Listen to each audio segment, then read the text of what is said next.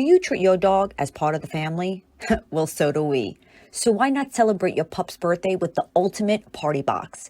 Check us out on Instagram, Twitter, and Facebook at Party Pup Info, and let us make your pup's party or any celebration perfection.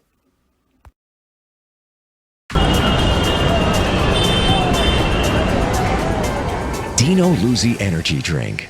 Yeah, it's that good. This is a serious question. Hey. I'm trying to be somber here. Hey. Oh, never mind. Any thoughts on the passing of Dan Mirade from Boston Wrestling, Tony? Well, as y'all well know, me and Dan, we did not leave on good terms. I think what Dan did to me was uncalled for.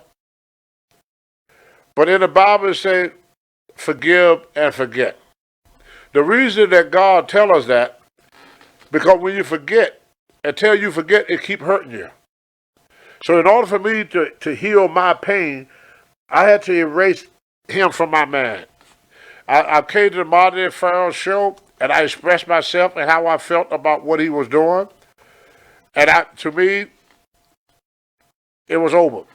But I do feel not happy about his passing. You know, because he never got a chance to redeem himself. Not that I would have worked for him again, because I was done with him. I would not have worked for him, but I'm not happy with his passing. Let's put it that way. You know, I'm kind of sad that such a young man had to leave so early, before he grew up to learn how to appreciate what he had and be more respectable towards others. Like, he started attacking you guys because y'all was trying to help me, which I felt was wrong. Okay. I mean, neither one of y'all ever did anything to Dan Mirade. There was no reason for Dan to attack Marty or to attack the Pharaoh. Well, y'all never did nothing to him. But we all make our own bed, and we the one had to lie in it. He made his bed. He left out of here not a very likable person.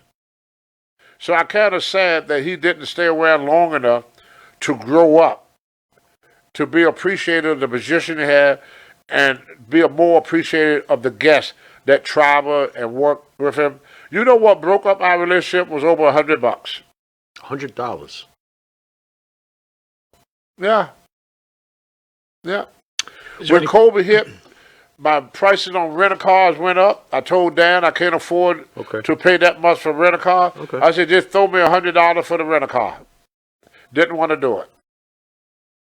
He felt that I owe him something. You know? And like I said, I'm sad about his passing. I'll be sad if anybody passed, regardless if I like them or not. Because life is precious. Because when you lose your life, you lose everything. Mm-hmm. Yeah. You lose everything. And I'm sure he had family and people that loved him and cared about him. And it's the ones we leave behind that it hurt the most. The ones we leave behind, like something happened to me, the people that going to get hurt the most are going to be my wife and my kids and my grandkids. They're going to be hurt the most. There'll be some fans hurt, but not as much as my wife, How about the real Dan Mirade, though? Of course, the fans, and he had plenty of them with Boston Wrestling, they see the Dan Mirade on the presentation. What was he like in real life to you? I mean, did he change over the years? I mean, who was the real Dan Mirade to Tony Atlas? He put him in the same category as Sasha Banks. Sometimes we lose appreciation. It's kind of like your mom.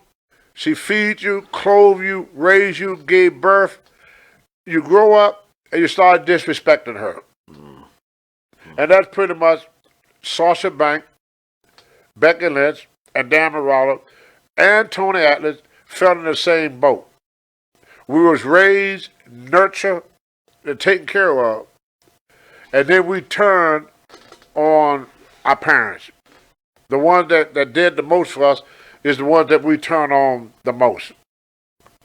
Because who done more from Sasha Banks than Vince? Who? Can't think of anyone. Who traveled more to Dan Mirella's show and did more for Dan Mirade than me? Understood. And I tried to make it reasonable for him.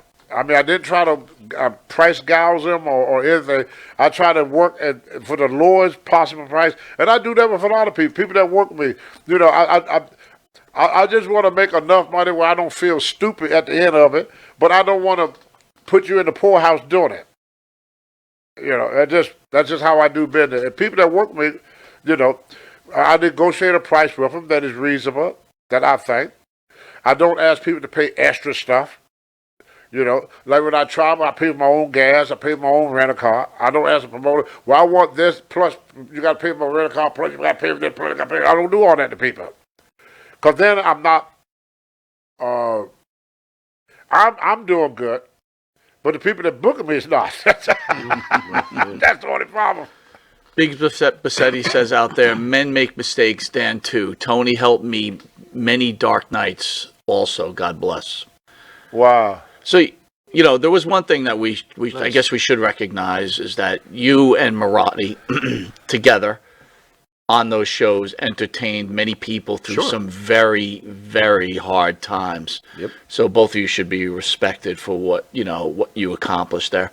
You know, a lot of people out there were going, you know, with COVID and everything going on, their lives are very tough, and you did a wonderful job, and Mirade together entertaining these fans. So, I mean, as bad as things ended up, there is some silver lining, I guess, maybe. Well, you know, and since I've been in the wrestling business, the one person in the wrestling business that shows the fans more respect than any wrestler I ever met in my life, that's Vince McMahon Jr. If you want to lose your job, refuse to sign an autograph. Really? I have seen Vince run, he's running late, and he got the big two suitcases in his hand, he's running to the limousine. And somebody would just walk up to him and say, Vince, can you sign that? He would drop them suitcases and sign. Really? Vince McMahon would never say no to a fan. Never. That's amazing. Okay. Because he tell us guys all the time, without them, there's no us. There's nothing. You know? That's why he called it the wrestling universe. He didn't like the idea of calling them fans because a fan is like a follower. He said the wrestling universe, he said that make the people feel more a part of it. It's pretty smart. Instead of a follower. It's pretty smart. Like a groupie, a fan, you know. So the wrestling universe, you are a part of the WWE. He even sold stock to fans. You know, you take $10 and buy a WWE stock. That, 10 years from now, growing to $50,000. And start at $5. So he always catering to the fans. And more so than the wrestlers, which is what made him great. And I think the fans appreciate his appreciation of them. So, Young Rock, the Tony Atlas character, has finally appeared, season 2. Now, again, we've known you for a long time, and we've met other wrestlers and heard different stories, so I'm sure, or I'm not sure, that the show exaggerates situations, but one of the major storylines in the Young Rock is the jealousy of Rocky Johnson of Tony Atlas. Would that be accurate? Yes. I was told that by Chief J. Strongbow. When Vince Sr. was going to team us up together, Chief went to Vince and said, do not put Tony with Rocket. He going to destroy that kid. Put Tony back with SD. But Senior said, yeah, but look how good they look together. But see, people don't realize Rocky would start in the business in the 60s. I started in the 70s. And my mother said, never judge a person until you walk a mile in their shoes. And I sat here and I watched the program and I said, I wonder how I would have felt if the table was turned. That I have been in the business for 10 years. Here this young kid that only been in the business half the time I've been in the business. And he's getting all the breaks. If you got to realize, Rocky never had a big break until they teamed him up with me. I had big breaks in Georgia, Charlotte, many places. This was Rocky for all the years he been in this business. And this is a true story here. If SD was lying, he'd tell you the same thing. He called Vince Sr. earlier when I was there. He wanted to come in. And Vince Sr. told him, said, well, I got Tony Atlas and I got SD Jones. If one of them should leave, you could take their place. Well, of course, I left. So Rocket took my place. My first night back, Vince Sr. come to me. He asked me this. He said, well, you know, I got Rocket now. I go, yes, sir. He said, do you want him to stay? He said, if you want me to get rid of him, I get rid of him. That's what Vince Sr. said to me. Okay. I said, oh, no. I said, I don't want nobody to lose their job. And Vince said, oh, great, because we were thinking about making you tag team partners. That's when Chief told him what I just told y'all. He said, don't put Tony with Rock. He's going to mess him up. Sure enough, my first night back from AWA, Vern Gardner, my first night, Vince told, back up. I just got back from L.A., Los Angeles. Sorry, guys. I got so much stuff that sometimes I get confused because I'm stupid like that. But anyway, I just got back from L.A. And Vince said, do you want to go back to Los Angeles and get your car? Rocket said, hey, we're going to be tag team partner. He don't need to go back and get his car. He could ride with me. Plus, I got 2 cars. He could use one of me. He said, oh, great. Thank you, Rocket. So I rode from back to New Haven, Connecticut with Rocket Johnson. Rocket dropped off in the hotel. And the next day, we were supposed to be in Hartford. He said, I'll pick you up at 4 o'clock, kid.